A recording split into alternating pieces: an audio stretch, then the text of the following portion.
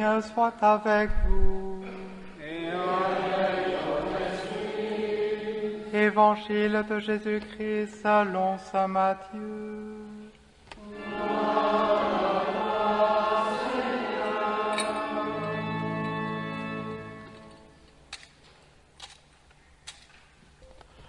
Quand Jésus vit toute la foule qui le suivait graver la montagne, il s'assied, ses disciples s'approchèrent.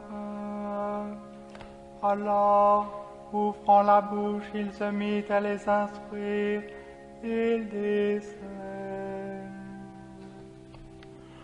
Heureux les pauvres de cœur, le royaume des cieux est à eux. Heureux les doux, ils obtiendront la terre promise. Heureux ceux qui pleurent, ils seront consolés. Heureux ceux qui ont faim et soif de la justice, ils seront rassasiés. Heureux les miséricordieux, ils obtiendront miséricorde. Heureux les cœurs purs, ils verront Dieu. Heureux les artisans de paix, ils seront appelés fils de Dieu. Heureux ceux qui sont persécutés pour la justice, le royaume des cieux est à eux. Heureux serez-vous si l'on vous insulte, si l'on vous persécute, et si l'on dit faussement toutes sortes de mal contre vous à cause de moi. Réjouissez-vous, soyez dans l'allégresse, car votre récompense sera grande dans les cieux. Acclamons la parole de Dieu. Louange à toi, Seigneur Jésus. Louange à toi, Seigneur Jésus.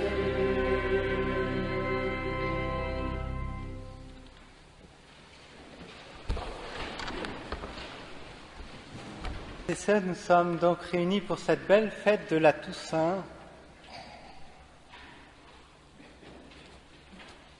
Nous sommes appelés d'abord en cette fête donc à contempler tous ceux qui sont déjà au ciel, mais pas les contempler uniquement pour s'émerveiller, mais aussi parce que nous aussi nous sommes appelés à les rejoindre. Alors ce matin, j'aimerais avec vous réfléchir un petit peu comment progresser pour ce qui nous concerne à rejoindre ceux qui sont déjà là-haut, qui nous attendent, qui prient pour nous, qui intercèdent pour nous, qui n'attendent qu'une chose, c'est qu'on soit proche d'eux. Il y a quelques jours, j'ai trouvé une définition, une sorte de définition de ce qu'était être saint. Alors, vous me direz après ce que vous en pensez, si vous avez des avis sur la question. Être saint, c'est consentir à ce que Dieu veut pour nous. Consentir à ce que Dieu veut pour nous. Alors déjà, nous sommes saints. Vous êtes familiarisés certainement avec les épîtres de Saint Paul. Souvent, Saint Paul, quand il s'adresse aux chrétiens, il dit « mais les saints et les bien-aimés ». Alors il leur dit ça au début de la lettre, et puis après, il ne gêne pas pour les reprendre sur certaines choses qui vont pas tout à fait droit. Mais ça n'empêche pas Saint Paul de dire aux chrétiens qu'il a devant lui, vous les saints et les bien-aimés de Dieu, les saints, vous êtes déjà des saints. Parce qu'il considère que la grâce du baptême, c'est la grâce du baptême qui fait de nous les saints et les bien-aimés de Dieu. Le point incontournable de la sainteté, c'est vraiment cette grâce du baptême. Alors comme disait Saint Jean dans la lecture que nous avons entendue, bien-aimés, saints aussi, dès maintenant, nous sommes enfants de Dieu. Alors nous le sommes. Mais ce que nous serons ne paraît pas encore clairement. Alors nous sommes déjà les saints de Dieu. Mais nous sommes aussi appelés à progresser dans la sainteté, c'est assez évident. En tout cas, ceux qui sont autour de nous peuvent nous le dire. Bon. Donc, être saint, c'est consentir à ce que Dieu veut pour nous. J'aime bien cette définition, si on peut dire, parce qu'on voit bien que dans le cheminement de la sainteté, l'initiative ne vient pas de nous, elle vient de Dieu. La sainteté, c'est toujours une réponse à Dieu qui accorde sa grâce. C'est lui qui nous a aimés le premier. Et la sainteté consiste essentiellement à laisser cette grâce que Dieu nous donne à se déployer en nous, en particulier la grâce du baptême, à se déployer en nous pour que nous soyons configurés à Jésus, que nous soyons dans une ressemblance toujours plus parfaite à Jésus. Alors, dire que l'initiative revient à Dieu ne signifie pas que nous soyons purement passifs dans ce cheminement de la sainteté, parce que Dieu nous veut actifs. Être saint, c'est consentir à ce que Dieu veut pour nous, et Dieu ne nous veut pas vautrer dans notre fauteuil et attendre que tout arrive comme ça. Donc, être saint, c'est consentir à ce que Dieu veut pour nous. Alors, on voit que ce consentement doit se faire de plus en plus profond en nous. Parce qu'au point de départ, il n'est pas spontané d'avoir vraiment confiance en Dieu. On a plutôt une certaine peur de Dieu habituellement. Et ça, c'est un héritage du péché originel, là, depuis cette suspicion que le démon a inoculée dans nos cœurs. « Oh, Dieu a dit ça !» Mais non, il a des idées pas tout à fait claires derrière. Donc, non, prenez... S'il ne veut pas que vous touchiez l'arbre, il a des raisons, il n'ose pas vous le dire, ou il ne veut pas vous le dire. Et alors, on a une certaine peur de Dieu. Alors, ça se manifeste de bien des façons. La volonté de Dieu. Être saint, c'est consentir à ce que Dieu veut pour nous. Mais on n'est pas toujours très convaincu que Dieu... On a un peu peur de la volonté de Dieu, souvent. Alors, selon les périodes de notre vie, ça peut se manifester de bien des façons. Au moment où on fait le choix de vie, on se dit, surtout j'espère que Dieu ne voudra pas, mettons que je sois appelé à la vie religieuse, ou je voudrais surtout me marier, tout ça. Comme si Dieu voulait notre malheur, ou on a peur. C'est pas si facile que ça de consentir à ce que Dieu veut pour nous. Parce qu'au bout du compte, on n'est pas si convaincu que Dieu nous aime profondément.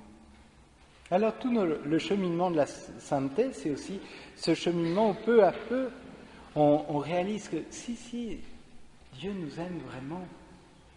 Mais pour le réaliser, il faut aussi petit à petit avancer dans ce chemin d'acceptation, de consentement à l'égard de Dieu. Si on n'avance pas, on ne découvre pas, on ne va pas plus loin dans notre découverte de l'amour de Dieu. Alors dans cet itinéraire, il y a des périodes de révolte, quelquefois, des périodes d'acceptation aussi, puis toutes ces périodes de combat, on voit où on se débat, on est « oh non, je ne voudrais pas », et puis finalement, on finit par accueillir ce que Dieu veut pour nous, veut de nous, sachant qu'il le veut par amour pour nous.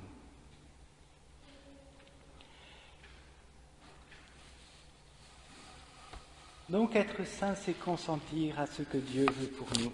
Vous sentez qu'à travers cette forme de définition, on voit bien la différence entre la sainteté et la perfection. La sainteté est bien différente de la perfection. Dans la perfection, on se construit soi-même, on sculpte sa statue en quelque sorte. On est assez tributaire de l'image qu'on veut se donner à soi-même, qu'on veut donner à Dieu, qu'on veut donner aux autres aussi. On n'est jamais insensible au regard que les autres portent sur nous. Ça, c'est la perfection. Mais la sainteté implique une relation, une correspondance avec ce que Dieu attend de nous. Dans la perfection, on est un peu enfermé en soi-même.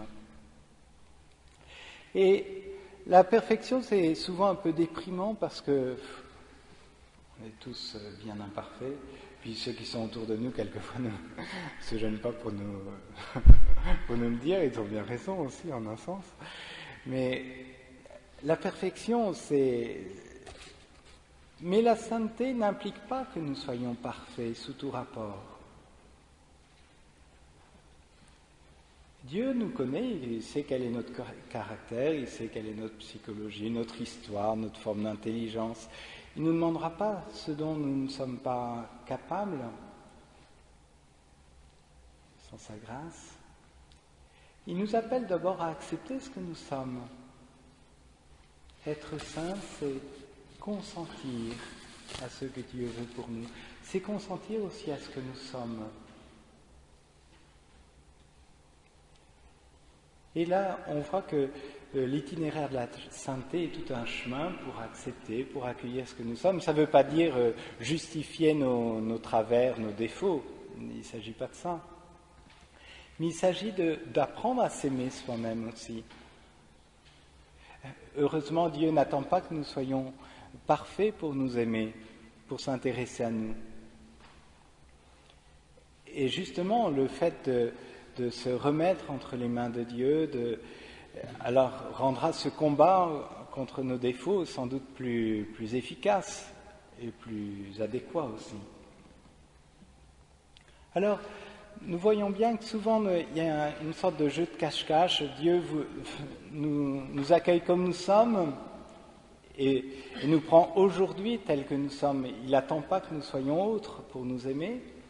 Et nous, on voudrait déjà être un peu mieux pour que Dieu nous regarde et nous aime. Alors on joue souvent un petit peu à cache-cache. Être saint, donc, c'est consentir à ce que Dieu veut pour nous. Alors j'aime bien aussi cette forme de définition parce que le thème de consentement évoque pour nous aussi l'échange des consentements qui advient lors de la célébration du mariage. Le cœur de la célébration du sacrement du mariage est constitué par l'échange des consentements. Et il est bien de voir la sainteté dans cette perspective nuptiale, dans le contexte vraiment de l'amour entre Dieu et chacun de nous. Le consentement, consentir à ce que Dieu veut pour nous. Dans le mariage, l'échange des consentements n'advient pas normalement, sauf si on est inconscient, mais n'advient pas le jour du coup de foudre, dans la phase même du coup de foudre. Parce que dans le coup de foudre, c'est plus la sensibilité que l'intelligence et la volonté qui sont engagées. Au contraire, l'échange des consentements suppose une vraie liberté. C'est pour ça, juste avant l'échange des consentements, vous vous souvenez, il y a un dialogue préliminaire avec les fiancés, donc pour poser un peu les conditions. Êtes-vous vraiment libre? Ça, c'est vraiment la première condition. Et avez-vous un projet? Qu'est-ce que vous voulez faire? Pas simplement, et on ne demande pas du tout est-ce que vous êtes amoureux l'un de l'autre. Ça, ce serait plus de l'ordre du coup de foudre. C'est est-ce que vous vous aimez l'un l'autre? C'est très différent. Alors, dans notre cheminement de sainteté, ce que Dieu attend de notre part, c'est un consentement. Et Dieu ne vient pas nous voler notre consentement, faire pression ou à la faveur d'un moment un peu exalté ou je ne sais pas, comme nous soutirer le consentement. Non, Dieu attend de nous un consentement vraiment libre. Et notre cheminement de sainteté, je crois, c'est petit à petit accorder à Dieu un consentement de plus en plus profond, plus intime.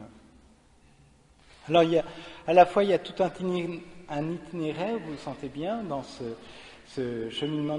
Et puis, il y a des phases tout à fait décisives. Dans notre vie spirituelle aussi, il y a des phases décisives où on dit un oui profond à Dieu. Comme dans le mariage, il y a des moments il y a le moment où on est amoureux et tout ça, mais après on construit, on réfléchit, jusqu'à ce jour quand même très déterminant de l'échange de ce consentement. Et puis après, bien sûr, il faut maintenir, il faut approfondir encore au quotidien ce consentement mutuel. Et ce consentement implique, dans la vie du mariage comme dans notre union à Dieu, implique aussi de renoncer à ce qui n'est pas Dieu. Quand on consent à s'unir à quelqu'un, on consent aussi à renoncer à s'unir à d'autres. Et consentir à ce que Dieu veut pour nous, c'est aussi renoncer à ce que Dieu ne veut pas pour nous. Alors c'est renoncer au péché, mais c'est renoncer aussi à tout ce qui nous éloigne de Dieu, tout ce qui nous écarte de Dieu, tout ce qui prend la place de Dieu dans notre vie. Oui, être saint, c'est consentir à ce que Dieu veut pour nous. Alors, à la différence des consentements dans le mariage, il y a une petite différence parce qu'il y a un petit décalage quand même, c'est le moins qu'on puisse dire, entre Dieu et nous, parce que c'est lui qui nous a créés, c'est lui qui nous a sauvés, c'est accepter ce consentement, c'est accepter d'être sauvé par Dieu, c'est accepter d'être que petit à petit, parce que heureusement on est un peu inconscient de notre péché, que Dieu vienne nous rejoindre dans notre être de pécheur pour venir nous sauver jusqu'au bout. C'est consentir à être sauvé par Dieu, et être sauvé très profondément par Dieu.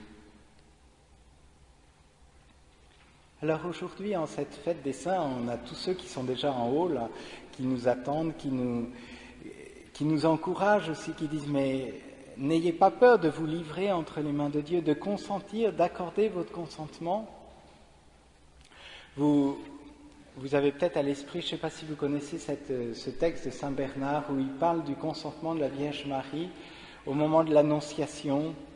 Alors il y a l'ange qui est devant elle, qui attend son consentement et dit, mais elle hésite, elle se dit, mais...